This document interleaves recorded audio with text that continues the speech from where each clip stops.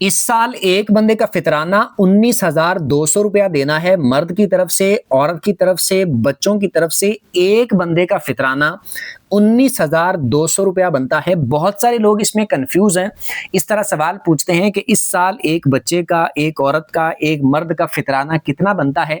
सारी मुकम्मल तफसील सुन लीजिएगा। ये बात याद रखें, अगर किसी बंदे ने अपना फितराना या अपने बच्चों का फितराना या जिसका भी फितराना अगर उसने अदा करना है, तो अगर वो उम्दा और अजवा खजूर के हिसाब से फितराना अदा करे तो एक बंदे का फितराना बनता है 19,200 रुपया, एक बंदे का फितराना।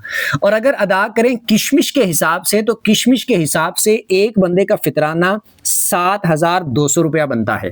और अगर अदा करें नॉर्मल जो खजूरें होती हैं, आम खजूरें जो होती हैं, उनके हिसाब से अदा करें तो एक बंदे का फितराना 2,600 रुपया बनता है। और अगर जौ के हिसाब से अदा करें तो एक बंदे का फितराना 1,100 रुपया बनता है। और अगर गंदुम के आटे के हिसाब से फितराना अदा करें तो उस सूरत में एक बंदे का फितराना 300 रुपया बनता है।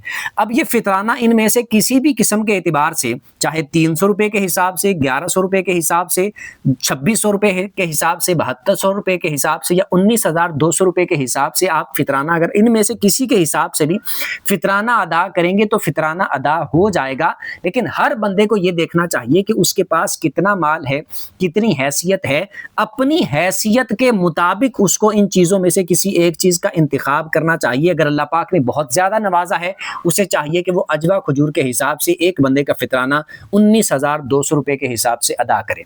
अगर कोई इसके हिसाब से अदा कर ले, बहुत अच्छी बात है। इसके हिसाब से तो अपनी हैसियत के मुताबिक अदा करना है। अगर कोई बंदा 300 रुपए के हिसाब से भी अदा कर देता है तो उसका फितराना अदा हो जाएगा।